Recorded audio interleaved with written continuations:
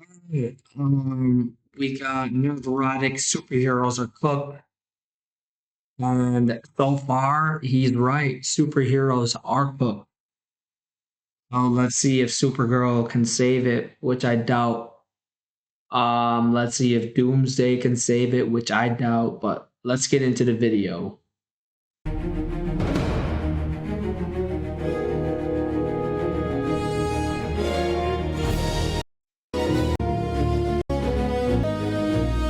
Hey, Avengers, bruh. Nerderotic.com. Greetings, you over 1 million lovers of all things good and dislikers of all things bad. I don't think I'm going out on a limb here by saying it hasn't been a good year for superhero films. Many of us said back in July of 2025 its future would be decided with the release of Superman and the Fantastic Four for. I'll have you know, the Fantastic Four was a great movie. People are just sleeping on it because every other superhero movie was trash, but I don't know why that one gets hate. First steps, and that answer came in the form of resounding mediocrity and diminishing returns, which is sad because in many ways, superhero stories are American mythology, not only woven into the fabric of pop culture, but the entire culture. For generations, superheroes have captivated us with their embodiment of ultimate power and moral clarity, offering an escape into worlds where good triumphs over evil through extraordinary abilities and unwavering resolve. Their allure lies in the vicarious thrill of overcoming impossible odds, offering escapism where people can see themselves as agents of change in a chaotic reality. Ultimately, superheroes represent hope and aspiration while inspiring imagination, reminding us that there is the potential for heroism in all of us, even if it's in small everyday acts. And for a long period of time, Hollywood was able to, with varying degrees, capture this. So what the hell happened? Well, it's a tale as old as time with one recent addition: greed, hubris, ego, and a slavish adherence to the message. At time of recording, the Supergirl trailer has just dropped, and I think this opening scene pretty much sums up the genre. And believe Why? Why do they? I don't understand why they. Every turn they take, they decide to take a piss on Superman. No pun intended, but I hate it. Like, bro, he's the staple of a superhero. He is the superhero, and you want to make him out to be a joke, which I don't understand. me, we'll get to that. But considering just that scene and the Supergirl poster that says truth, justice and whatever, I think it's safe to say they've had a good run and superheroes are cooked. Yeah, come on! Whoever did this, just confess. We promise we won't be mad.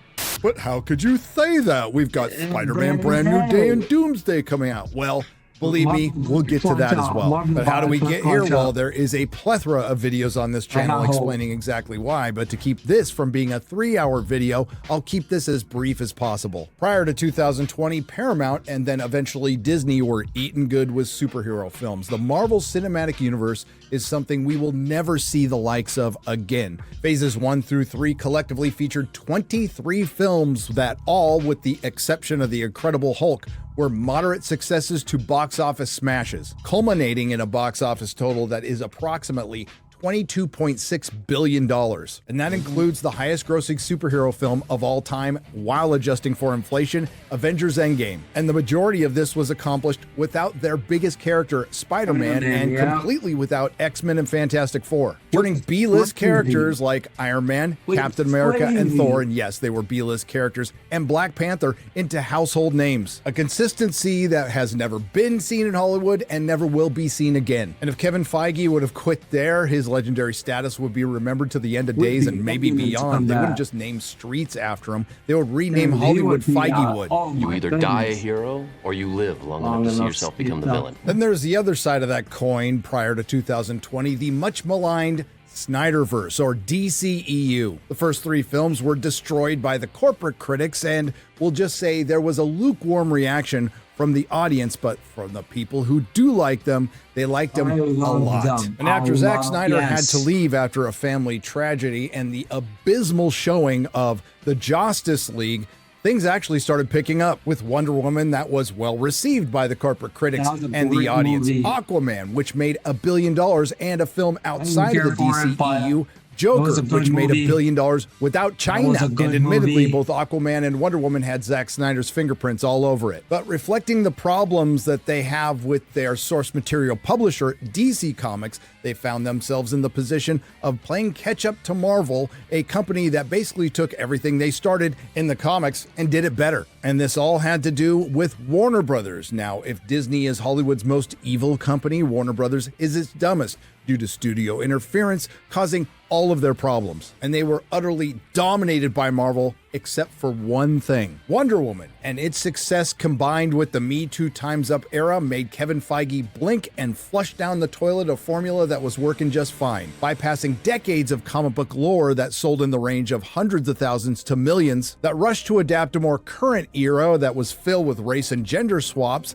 in comic books that were more likely than not canceled, that sold in the tens of thousands, which includes the creation of the MCU. From Kevin Feige, I think we're getting to a point soon where we have so many great female characters that those are just our heroes, as opposed to when they are all female, all male. It's just the Marvel heroes, more than half of which will be women. And since taking a year off from a government overreaction to a cold for both companies, it's been all downhill from there. Disney Marvel decided to go all in on the MCU and the message and bypass this thing known as a plan, leading to diminishing returns that should be taught in film schools. Phase 5 was an era of lore destruction, character vandalization, both male and female, and identity politics. From Black Widow, a prequel about a dead character that performed so poorly it led to the film's star Scarlett Johansson suing Disney, to the good friend of Pepper Potts, who was now running Stark Industries, the Falcon not being able to get a bank loan where they insinuate it's due to his race, to the deification of the terrorist Freckle Jesus, to turning the Infinity Stones into paperweights, to attacking fans in She-Hulk, to making Thor a bumbling idiot, to making Nick Fury a fraud, to Hawkeye getting his ass kicked by Kate Bishop and Echo, to making the Kingpin cry, to the abysmal flop that was the Marvels, to centering both phases around the villain Jonathan Majors Kang, who should have been fired for his performance and not for his alleged allegations. He was good. I will not have you talk bad about Jonathan Majors as Cole. He was good. He could have been the next villain. Loki was so good. They had a perfect setup for the next big bad. But it's an Ant-Man where they just went, let me just flush that down the toilet. And even in there, Jonathan Majors was great. He was he was fantastic in there. So I do not agree with... Throw it as hard as you want. Go on. Bro, watching it zip away feels like it might just keep going, right? Nope. No. To the female Silver Surfer. Combine that with bloated budgets, bloated narratives, inconsistent storytelling, lack of focus, horrific CGI, and content overload. It was a recipe for disaster. Speaking of content overload, Marvel Phases 1 through 3 had roughly 50 plus hours in content in total. Compare that to Marvel's Phase 4 and 5, which had a combined 100 plus hours of content, give or take. And if even half of it was good, we wouldn't be having this conversation. Sure, there were successes, and if it wasn't for those bloated budgets, there might have been more, but the only unquestionable ones are Spider-Man No Way Home and Deadpool and Wolverine. Both films were filled with cameos from characters largely out of the MCU, and 75% of Spider-Man's profits went to Sony. Speaking of Sony, because we don't want to leave them out of this, although they are easy to forget despite the success of the animated Miles Morales films and the inexplicable success of a couple of Tom Hardy Venom films, they've also given us bangers like the memeable Morbius and Kraven. You remember Kraven came out? And of course, the gloriously awful Madam Web. But there was one more success with Disney Marvel, the holdover Guardians of the Galaxy Volume 3, directed by James Gunn, who then f***ed off to DC, where his first publicly perceived act was to get rid of Henry Cavill as Superman. And Warner Brothers and James Gunn didn't do themselves any favors. Since the Joker's release in 2019, as far as films that have been released in theaters is concerned, they've had no less than 9 flops. That's right, Birds of Prey and the Fantabulous Emancipation of One Harley Quinn flopped. Wonder Woman 1984 flopped. The Suicide Squad, directed by James Gunn, flopped. Black Adam, flopped. Shazam! Fury of the Gods, flopped. The Flash, featuring Michael Keaton's return as Batman and 2 Ezra Millers, flopped. Let's Talk About Blue Beetle, it flopped. Aquaman and the Lost Kingdom, flopped. And Joker 2, flopped. And their only real successes, The Batman, which is a divisive film, mostly due to its horrible third act, and the best thing they've done since Joker 2019, the Penguin series on HBO. And then there's James Gunn's Superman, which was neither a flop or a resounding success. It's the film equivalent of what our pal It's a Gundam calls a gassed up mid. Since 2020, combining TV shows and film, DC, Disney Marvel, and Disney Sony have produced 66 projects. And the vast majority of them have been mediocre to abysmal. Because again, if half of those projects were mediocre to good, we wouldn't be talking about superhero fatigue. I mean, could you blame anyone? Even the biggest fans? Christ, 66 projects? Boy, that escalated quickly. And I can hear you now, hypothetical dear viewer. Is it superhero fatigue or bad movie fatigue? And my answer is yes. And now we need to talk about the future of superhero films. We'll start with Sony because this will be the easiest one to prognosticate, and arguably they made the smartest decision by canceling all the Spider-Man villain spin-offs. And they're just gonna make Spider-Man movies, and the only one they're really doing on their own is the third Miles Morales film that'll come out someday. Side note on Miles Morales, the co-creator of this derivative character, Sarah Bocelli, recently reported she's getting 0 residuals. Now, while it's an undisputed fact that Miles Morales is Miles Morales, Marvel should still pay the lady. As far as the DCU is concerned, I would say it was looking pretty hopeful until Superman came out and James Gunn started running his yapper, which has been the prime contributor to the DCU being so divisive. Aside from the fact that he should have probably focused more on making a good Superman film instead of planning an entire cinematic universe that he was going to change anyway, including announcing The Authority as your second film, which wasn't even originally a DC title that belonged to Jim Lee's Wildstorm. Now, it was a wise move for James Gunn to shit-can that film, but what he's come out with so far is not exactly inspiring. And for starting an entire cinematic universe, it lacks any focus, narrative, or world building. But there is one commonality with all the projects he's produced with DC, from the Suicide Squad to Creature Commandos to Superman to Peacemaker. They all feature a ragtag group of smart-talking, irreverent, and semi-cynical heroes, but mostly anti-heroes, who come together due to some crisis and go on an adventure where they find the true meaning of heroism and found family, all set to a soundtrack of classic pop tunes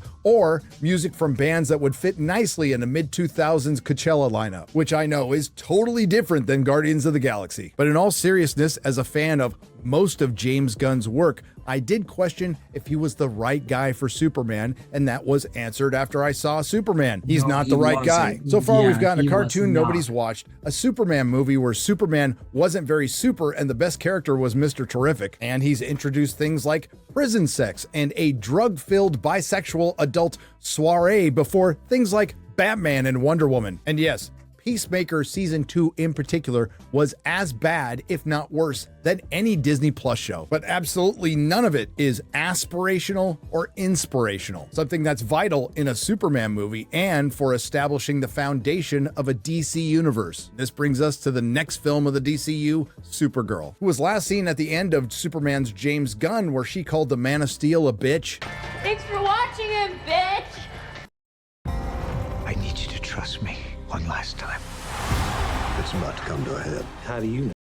Your little quips, we get it, man. You're f***ing edgy and cool, yeah. Now, the poster was revealed prior to the trailer release, where it said truth, justice, and whatever. Now, if they had used truth, justice, and the American way at any point in Superman, this might be justifiable, but considering they didn't, it looks like exactly what it is: more nihilism and cynicism. And the trailer certainly didn't help because, again, it opens up with Krypto peeing on the face of Superman on a newspaper. And for anyone trying to justify this by pointing out that Kara Zor-El is also on that newspaper, stop it. The stream hits him right in the damn face, and it was just a bad decision. Sure, good job on creating conversations online, but it's not going to do anything to win people over. The only highlight was a 1-second silhouette of Lobo, but otherwise it just looked like another carbon copy of Guardians of the Galaxy, and it featured this line. He sees the good in everyone, and I see the truth. Just more irreverent, cynical nihilism. In other words, James Gunn's wheelhouse. But if you were wondering why there was so much gaslighting to make Superman look like more of a success than it was, well, we got our answer. WB's for sale to Netflix of all places, which is the worst possible news for any Lord of the Rings fan, Game of Thrones fan, Harry Potter fan, and particular DC fans. I mean, my first question is, what happens to DC Comics? Paramount is still in the mix, but what it does do is put James Gunn's long-term future in doubt, along with the long-term future of the superhero film being in doubt. And this brings us back to Marvel, whose next 2 films are undoubtedly going to be massive hits. And Marvel holds the superhero movie community in the palm of their hands. They can flush it down the toilet with these next 2 films, or they can bring it back to the glory days. We will wait to see. There's so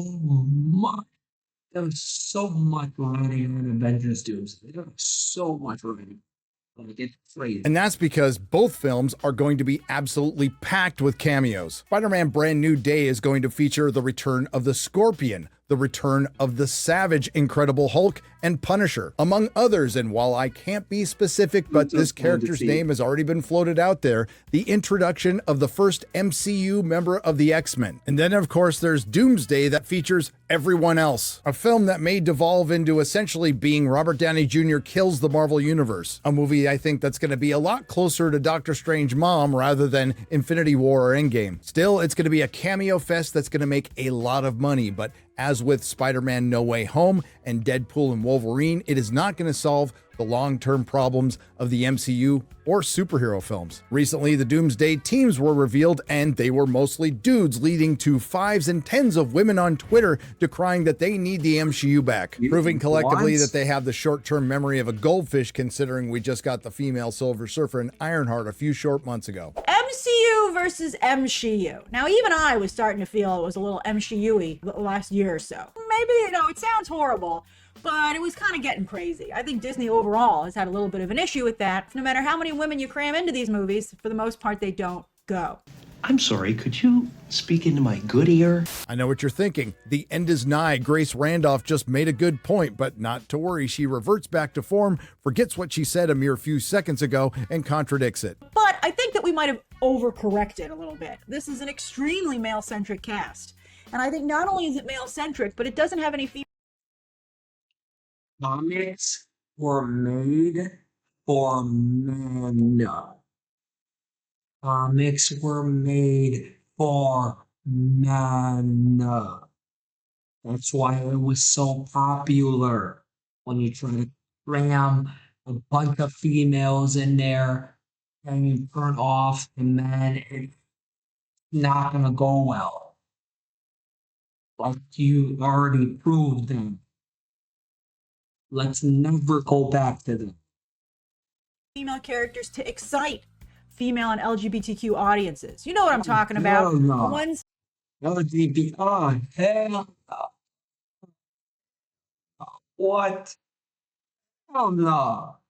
All that gay stuff out of my comic book movies. Like, bro, I don't want to see none of that. Those of us who love Wicked, Barbie, the Disney live-action fairy tales, and even Avatar. Barbie. I did like Even Barbie. Grace thinks Avatar is a movie for Barbie and Wicked fans. Anyways, to state the obvious, Disney Marvel has been making movies for those demographics for the last half decade, and as you pointed out, Grace, they didn't show up. Barbie and Wicked Part 1 were successes because they were made for girls and gays, and they need to stop making superhero films for Wicked and Barbie fans. This movie is for the comic book girlies and gays, so y'all better. What the hell is that? What the hell is that? A girl with a beard, with a guy face, with a girl voice. What Start the reading. hell? Okay, I cannot wait for Supergirl, Woman of Tomorrow to come out. Paraphrasing my good friend Chris Gore, turning Marvel into a girl brand will prove to be one of the costliest decisions in entertainment history. But again, getting rid of the MCU and replacing them with cameo fests doesn't even begin to fix the problem. Kind of fixes the problem. I'm not gonna lie, I am a sucker for cameos. I'll fall for it every single time. Need to win not only dudes No, back, maybe but not normies movies, of all but makes, shapes, I am and a sucker sizes. for But cameos. getting an audience back is much easier said than done. Think about this. The movie that technically started it all for Marvel, Blade, can't be made today. Well, they can, but they won't because they've dialed things up to such ridiculous levels that it's not financially viable to go back to formula, which is what they need to do. Back to formula. Yes! And that is the absolute state of superhero films. They were the most healthy when you could make a solo superhero film. Long gone are those days, and remember when they made comic book films that weren't Marvel or DC? From 300 to Sin City to Dread to History of Violence to Kingsman to Kick-Ass to Hellboy to The Mask. We had it so good back then. Now, they'll be able to make Batman and Spider-Man movies forever, but keep in mind the next Spider-Man movie is, again, filled with cameos. And what was the last super... Who cares? They don't miss on Spider-Man movies. They don't miss on Batman movies. So why are we complaining? I don't know a single Batman movie that I'm like, oh my gosh, I didn't like this one. Single Spider-Man movie, I'm like, oh my gosh, I didn't like this one. No, I love them all. I'm not complaining. Keep bringing them to me. Superman filled with cameos when they should be able to survive just fine on their own against their arch villain. But now everything just looks like Ready Player One. But some of the main components of most modern superheroes that are missing are earnestness, aspiration, inspiration, and heroism. And that's because I think there are very few left in Tinseltown who either believe in that or even know what it means. I think the vast majority see Superman as Homelander. The hero has been deconstructed to death. What they've needed to do for years, and it's possibly too late, is reconstruct a hero. The reason films like Star Wars, Christopher Reeve's Superman, and Sam Raimi's Spider-Man hit like they did, aside from being great films, is they were well-timed. They were inspirational stories in bad times. And God knows we can use that right now, and I know some might feel that is childish or naive. Well, I'd rather be that than some nihilistic black-pilled twat, because right now Hollywood's just deconstructing the deconstruction. When everything's irreverent, then nothing is. And how in the hell can you subvert expectations when the expectation is the thing we love is going to be subverted? And that's why people are just over it, which is certainly reflected in those box office numbers. And that's why it shouldn't be a surprise to anyone that Crypto pissing on Superman's face is the encapsulation of the absolute state of superhero films, which is a damn shame because the degradation of our American mythology, including but not limited to Star Wars, Star Trek, and the superhero film, can match the degradation in pop culture and culture. And that's not a good thing. And we've gone from truth, justice, and the American way to truth, justice, and whatever. And if Hollywood doesn't care, why should we? Nerderotic.com. Thank you, Nerderotic. Thank you guys for watching. I hope superhero movies go back to their old ways.